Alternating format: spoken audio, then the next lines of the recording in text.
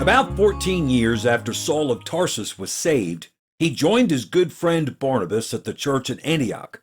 God had been doing great things in Antioch, and one day, in a climate of intense service, prayer, and fasting, the Spirit of God moved the people in that church to ordain Barnabas and Saul, who is now called Paul, to take the gospel to new places.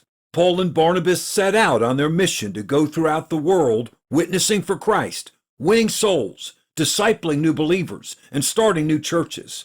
They took with them Barnabas' nephew, John Mark, to help them with physical chores.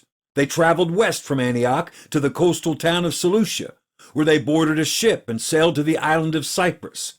And beginning at the city of Salamis, they made their way across the island, going from town to town, finding the synagogue in each town and preaching the gospel of Jesus Christ. Eventually, they came to the city of Paphos on the west coast of Cyprus. Word of Paul and Barnabas' arrival in Paphos reached Sergius Paulus, the Roman governor, and he called for them to appear before him. The governor asked them, "What is your business in Paphos?" Paul said, "We're here to preach the message of Jesus Christ." The governor said, "And what is that message? I would like to hear it."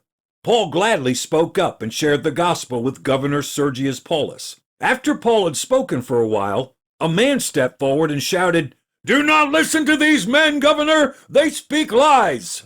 The man was the governor's servant, a Jewish false prophet named Elymas. Elymas didn't want the governor to have anything to do with Jesus. Paul turned, looked Elymas in the eye, and spoke in the power of the Holy Ghost. "O full of all subtlety and all mischief, thou child of the devil, thou enemy of all righteousness, wilt thou not cease to pervert the right ways of the Lord?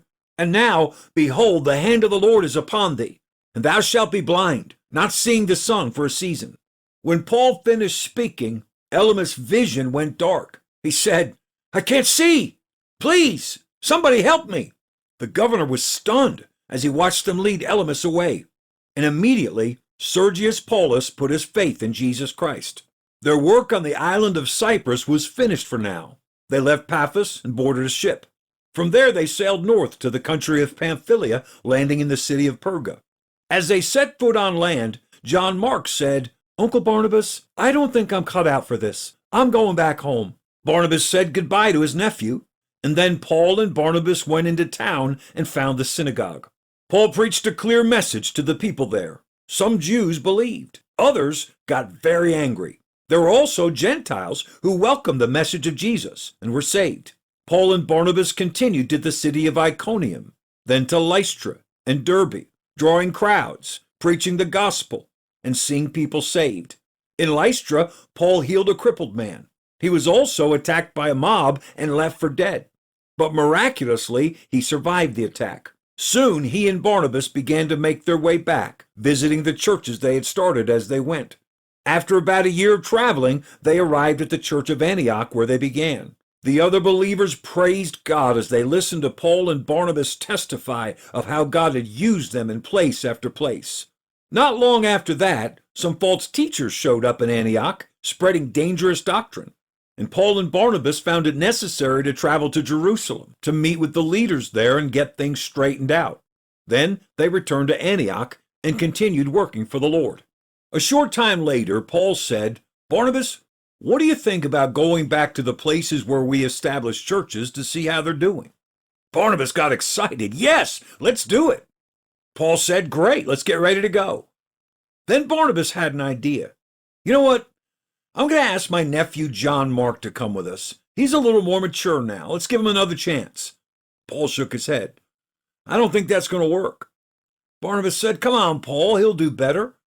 But Paul answered him firmly, "Barnabas, I believe your nephew deserves another chance somewhere, but not on this trip.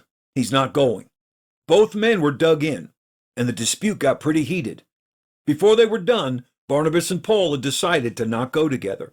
Barnabas wound up taking John Mark and going back to the island of Cyprus. Paul chose a godly preacher named Silas, and together they headed towards Derbe and Lystra. As you read the scriptures, it seems like an unfortunate disagreement. Surely one of them could have given in so that they could have stayed together. And who would do the physical labor that Paul and Silas needed done as they traveled? Running errands, carrying bags, setting up camp, getting firewood. Well, God filled that need very early in Paul and Silas's journey. A young man in Lystra named Timothy volunteered to join Paul and Silas' ministry team.